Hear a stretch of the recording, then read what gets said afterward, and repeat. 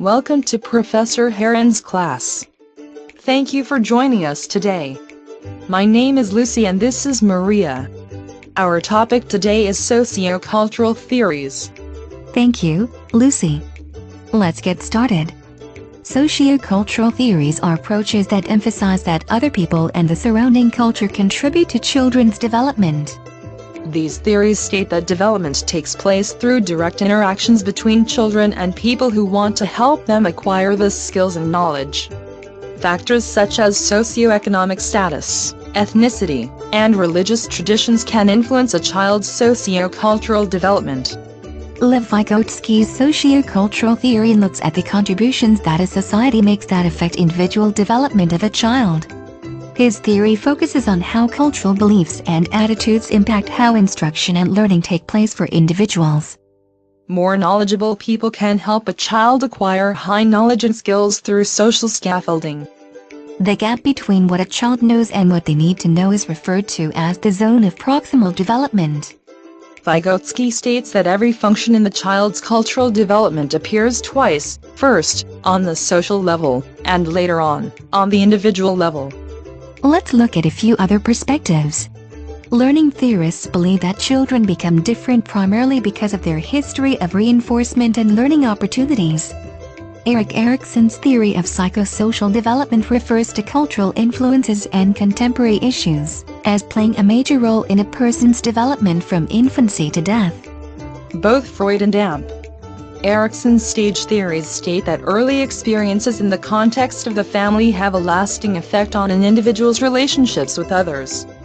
Socio-cultural context refers to the physical, social, cultural, economic, and historical circumstances that make up a child's environment. We have to remember that we live in the melting pot of the world and will be faced with various backgrounds, ethnicity, and beliefs. As professionals in child development and occupational therapy, we must be aware of the background of our patients or students. Of course, Maria.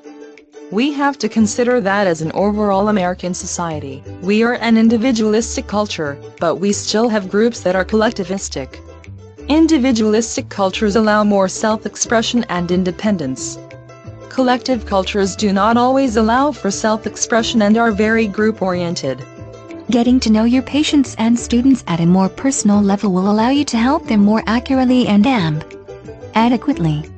It can be difficult to work with a student or patient that is not accustomed to expressing their physical or emotional pains. They may put up a barrier between themselves and you that could hinder your ability to help them very much. There are various ways that you can apply to the child development and occupational therapy professions that can help you help your patients or students. Guided participation, such as using the method of the zone of proximal development, and the use of cultural tools, can help you connect. Understanding and letting your student or patient know that you are attempting to understand them can ease tensions. I know this is a lot of information we just went over. Let's briefly review. Socio-cultural theories are approaches that emphasize that other people and the surrounding culture contribute to children's development. These theories state that development takes place through direct interactions between children and people who want to help them acquire the skills and knowledge. Freud and Erikson's stage theories agree that the family unit has a lasting effect with the child in their relationships with others in society. Know your patients and students at a more personal level to allow you to help them at deeper levels. Thank you for having joined us. This concludes our topic of the socio-cultural theories for today. See you next time in Mrs. Herrin's class. Have a great rest of your semester.